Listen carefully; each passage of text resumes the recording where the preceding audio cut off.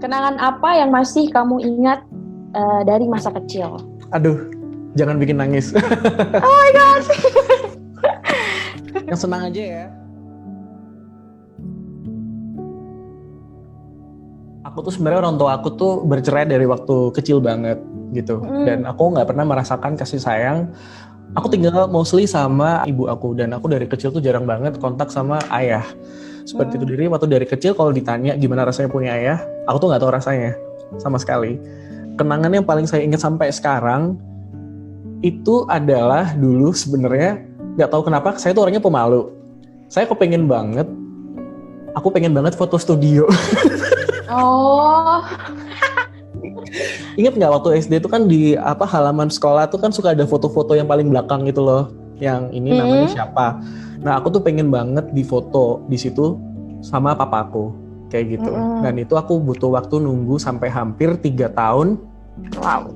Baru akhirnya aku bisa foto sama papaku gitu sih. Dan itu kenangan, dan itu fotonya masih ada sampai sekarang gitu. Dan itu kalau misalnya ditanya, ya itu mungkin kenangan yang paling bikin aku happy sih. Soalnya aku nggak pernah dapet chance buat disenengin sama mungkin papaku secara personal itu sih. Dan sampai sekarang aku nggak punya chance buat ngobrol sama dia lebih dalam lagi sih. Apa yang membuatmu menangis terakhir kali? Aduh, ini deep banget. Lo dulu. Gue ya. Gue tuh dari dulu nggak tahu ya, gue kayak nggak pernah cukup gitu di mata nyokap gue, walaupun gue sangat dekat dengan dia dan gue sayang sama nyokap gue. Cuman gue juga tahu dia sayang sama gue, tapi dia kadang-kadang mulutnya suka gitu loh, bohong sih nggak sih? Mungkin cara ibu-ibu zaman dulu ngedidik mungkin begitu ya, ala militer, agak-agak STM gitu kan. Dari dulu udah lumayan sih gue kayak thick skin, cuman kan kalau lama-lama tambah tua kan thick skinnya lumayan hilang ya lama-lama. Nah kalau gue tuh kemarin baru keluar di Metro TV, gue tuh masuk TV yang nonton ya banyak banget. Terus ya semua orang pada bilang, aduh Ri keren banget, nenek gitu lah ya. Terus nyokap gue bilangnya gini, kamu tuh hitam banget ya di situ, kayak negro, udah gitu Cina banget, make upnya kayak Cina yang mukanya mengkilat gitu, jelek deh gitu. Jadi dia nggak ngomong gue itu bagus apa enggak, ngomong apa di TV tuh nggak ada. Which is semua orang tuh lagi ngomongin itu, Ri kemarin gila banget yang lo omongin tuh, kayak jelek banget nih gue. Jadi orang-orang yang nonton tuh kayak aduh mbak gini, semua orang gitu, termasuk tetangga nyokap gue sampai SMS gitu, aduh tadi nonton nak gitu, oh iya makasih tante. Nyokap gue sendiri enggak loh. Bagian tubuhmu manakah yang paling kamu sukai? Gue suka semuanya, because I work very hard untuk bisa dapetin body yang kayak sekarang dengan usia gue yang udah 44 tahun ini. Jadi kayak kayaknya nggak ada yang gue nggak suka sekarang. Dulu mungkin iya, pasti gue nggak suka paha gue nggak suka perut gue apa gitu. Tapi sekarang itu udah nggak ada, karena memang I work very hard untuk dapetin. Hidung. Sebenarnya dari kecil tuh aku udah didoktrin sama mama kalau hidung aku tuh nggak bagus sebenarnya. Di daerah asal aku itu, kalau misalnya jadi hidung aku tuh sedikit ada bengkokan di sini nih. Bengkok itu kan sebenarnya ya itu menurut orang tua gue, dia bilangnya itu sangat nggak sempurna, dan itu akan simbol seseorang yang pasti lo jadi sombong, jadi public enemies gitu apa segala macem. So ada stigma, mungkin warisan leluhur ya, itu yang merasa seperti itu. Itu sempet aku kedoktrin, oke, aku bakal nggak sukses, aku bakal jelek, dan ini menurut mamaku sih ini kayaknya warisan dari papa, karena papa aku hidungnya sama kayak gitu kan. Semua orang yang punya perceraian tuh selalu begitu. Iya. Terus kamu jangan seperti ini, nanti kamu seperti papa kamu. Oke. Iya. Gitu. Semua hal itu dibilang semua kayak papa, jangan sampai kayak papa kayak gitu apa segala macam. Ini mudah-mudahan papaku nggak nonton ya. Tapi sebenarnya aku nggak percaya itu sih. Ketika aku udah mulai dewasa, aku justru merasa kok kayaknya hidungku tuh agak lebih mancung dibanding yang lainnya gitu loh. Jadi aku merasa kayak justru sebenarnya mamaku tuh hidungnya pesek banget. Jadi aku ngerasa kayak mungkin mamaku itu insecure banget sama hidung aku ya, karena dia iri kali ya sama hidung aku.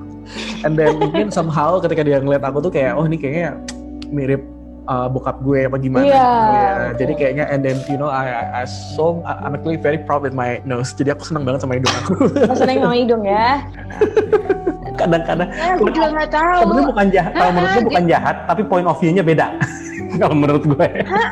Iya gitu, dan gue tuh sering banget dibully. Gue itu udah dari dulu. Jadi waktu gue sekali lagi tadi makanya gue bilang ya, gue suka body gue yang sekarang because I work very hard for this. Those kind of word itu udah masuk. Jadi gue itu perlu waktu untuk bisa menerima kalau ada orang bilang gue cantik. Gue tuh sudah bisa bilang terima kasih gitu. Jadi kalau ada yang bilang gue cantik, gue bilang oh ya makasih. Ya doang itu kan komplimen. Tapi dulu tuh gak bisa karena gue di otak gue tuh gue emang pikirannya kayak gue tuh ya hitam, gemuk, kalau pakai baju kayak lepet, ya those kind of thing lah. Hal apa yang paling membuatmu merasa dicintai? Oh my god, apa nih ya? Kok Mas Kiki aja deh dulu. Hal apa yang paling membuatmu merasa dicintai? Kalau aku merasa dicintai itu ketika dia bisa menerima kita 100% pasti. Acceptance, jadi kayak bisa menerima kekurangan kita, baik buruk maupun enggaknya. Itu basic sih sebenarnya, tapi hal itu tuh kadang-kadang harus ditanamkan sama orang tua tuh dari kecil. Gimana caranya kita bisa mencintai diri sendiri kalau kita merasa insecure sekeliling kita tuh merasa nggak cinta nih sama saya gitu kan. Contohnya dengan stigma-stigma mungkin tentang fisik itu tadi, kayak misalnya hidung kamu kayaknya kurang bagus, atau ini apa segala macam, itu mungkin aku ngerasa kurang ada attachment kali ya sama orang itu. Ya.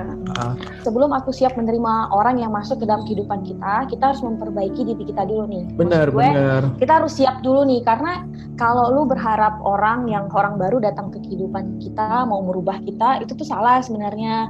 Karena menurut aku, kalau aku masih aku tuh insecure dan sebagainya, kasihan pasangan kita nggak sih atau orang sekeliling kita, karena kita akan blaming others terus gitu. Gara-gara dia, gue tuh gini gara-gara dia. Jadi benar banget sih, self love, self acceptance. Karena kalau kita udah menerima diri kita, memaafkan diri kita. Betul. Karena kan kita tuh suka menuntut diri kita tuh banyak banget ya. Iya. Tahu nggak sih Van, sebenarnya aku ini kan punya tato banyak banget ya. Dan salah satu tato aku ini tulisannya acceptance di sini. Kamu mungkin nggak bisa baca. Ini tuh tulisannya acceptance. Kelihatan kok. Ya kan? Kenapa aku buat? Karena aku merasa kayaknya aku harus bisa accept segala hal, baik buruk, baik-baik, dan aku harus expect the worst gitu. Karena menurut aku kunci kebahagiaan dalam segala hal itu ya penerimaan gitu. Karena kalau kita misalnya nggak bisa nerima diri kita nggak bisa nerima apa segala macam, selamanya kita akan merasa kurang gitu. At the end of the day mungkin kesempurnaan itu kayaknya cuman ekspektasi kita aja nggak sih gitu loh. Jadi kadang-kadang aku ngerasa kayak semuanya tuh cuman ada di pikiran kita. Benar. That's why aku bikin tato ini untuk as a self reminder juga gitu. Ini juga sebenarnya aku bikin di Nepal. Ini bahasa Nepal, artinya tuh love yourself. Jadi ini tuh acceptance. Ini tuh love yourself gitu. Jadi they both is actually connected. Bener kan jawaban aku? Keren ya. Iya.